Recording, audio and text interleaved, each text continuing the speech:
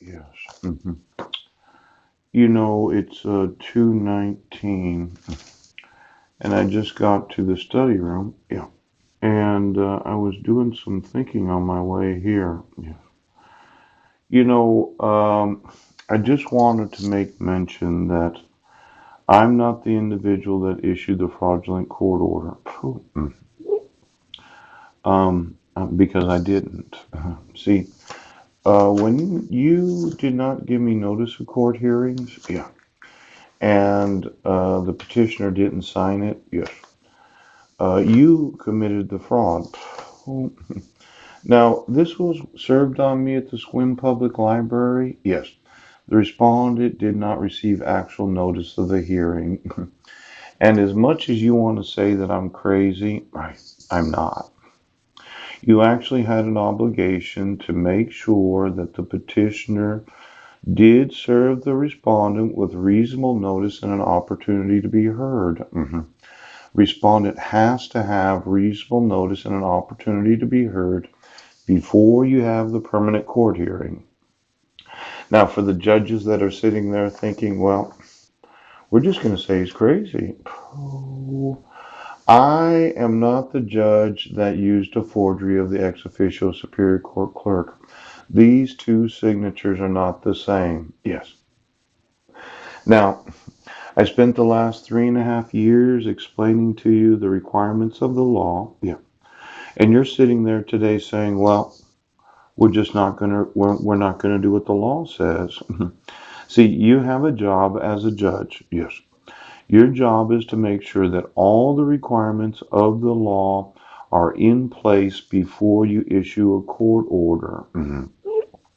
You actually cannot issue a court order without the fulfillment, yes, of the actual requirements of the law.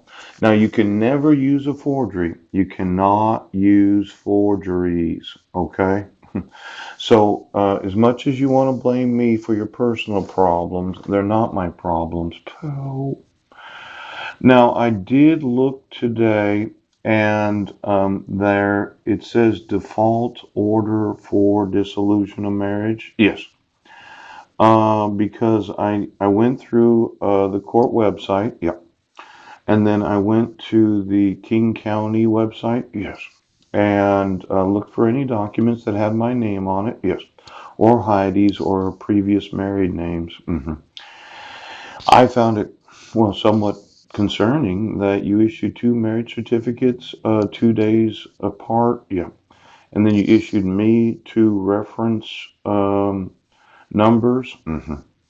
Now, this first marriage, did you dissolve both of those marriage licenses? Because my concern is that my wife knowingly committed the crime of bigamy. Poop. Now, it might not be important to you as a court, but when you marry somebody, yeah. And she kind of explained her previous relationships. I didn't really get involved in whatever happened in those relationships. My thought was, well, she wants to marry me and she's going to marry me for the rest of her life. And she kind of touched on what those relationships were like. Yes. But I thought we should go through just to start with. Yeah. And let's look at how many couples within, the same 10 years, right, did get two marriage licenses. Now, usually you have to get a divorce, but you can't do it within 10 days. No. And you probably voided the first one. There was some sort of legal issue with how it was issued in King County. Yes. Now, those in King County that think that I'm just, blowing smoke, I don't have any idea what the fuck I'm talking about. I think she committed the crime of bigamy. Oh, and she's still married to her second husband because of the. See, I did put on in my drive the actual court hearings where she motioned the court for two default dissolutions of marriage to Tim Hodges. Yes. And then there's John Bosma. Now, I just wanted to look at something because it was a concern to me. Yes. Yes. Yes. That when I went to the court website, I put the date 4/17 dissolution. Yes. Now, this was the marriage of Heidi Lee Budnick versus Paul Budnick, and I happen to be Paul Budnick. Yes. and it says completed, recompleted. Poop. And it was filed on May 24th of 2012, case number 12300217. Yes. Now, just scrolling down here, okay. She filed all of this necessary documentation to, um, well, to divorce me. Yes. And then on May 31st of 2012, you had a return of service when you arrested me on that Sunday at 7 p.m. Yeah. When you served me the dissolution of marriage and you arrested me at the same time. Yeah. Alleging that I had violated the protection order where I wasn't given any due process in 2011. Yes. And then there's another return of service. I don't know who that was for. Maybe there were two return of services, but you would have thought that both of them, both the well, I don't know who else you served. It would have only been me. I mean, to serve anybody other than myself, yes. See, as a respondent, it's my responsibility to serve the petitioner. Yeah. You didn't actually serve the petitioner, did you? Because I don't think that's an obligation. Yes. Well, it can't be a sheriff's return of service. It's probably a lawsuit there. But when you really think about it, okay, I'm the only respondent, and there's only return of service for the individual known as a respondent. Now, we've looked at that. Yes. And then I did the children in the middle class, Paul Budnick. Yeah. Now, I made sure to get to the court to respond to the petition for dissolution of marriage. Yes.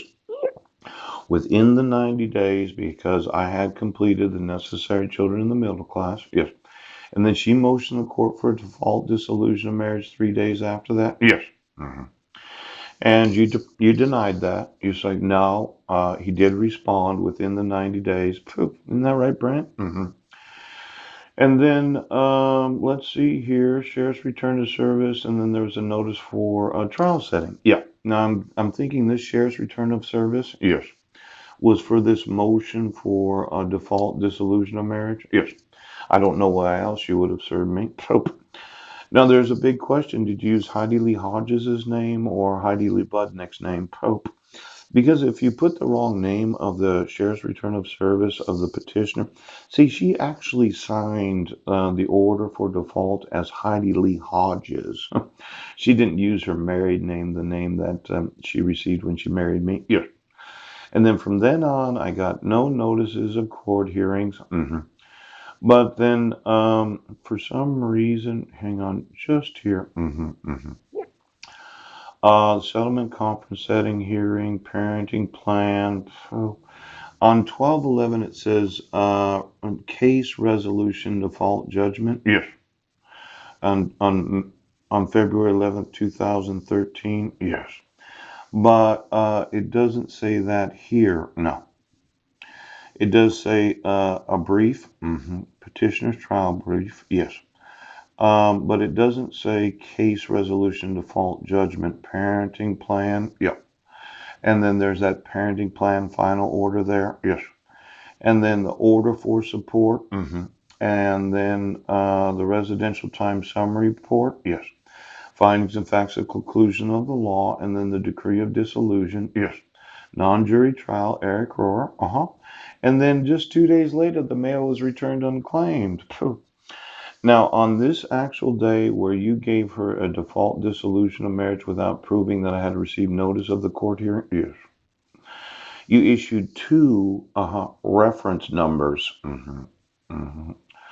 Now, I'm just wanting you to understand that whatever personal problems that you're having, every judge, is not my problem, okay? I don't really give a fuck what you... I really don't care about you. I don't care about the sheriffs, the police officers, the politicians, the civil rights coordinators. It is my personal want, a desire, yes, to have you put in prison. Poop. Now, since it says default dissolution of marriage without any proof of actual court service, yes. Case resolution, default judgment, yes. And then there's this thought, yes, that you're just going to sit there every fucking day. Now, I asked you to remove the fraudulent dissolution of marriage, and I asked you to remove the fraud of the protection order, yes. And I asked you to remove the fraud of the arrests? Yes. And I asked you to remove the fraudulent mental health evaluations. What seems to be the problem? Remove your fraud.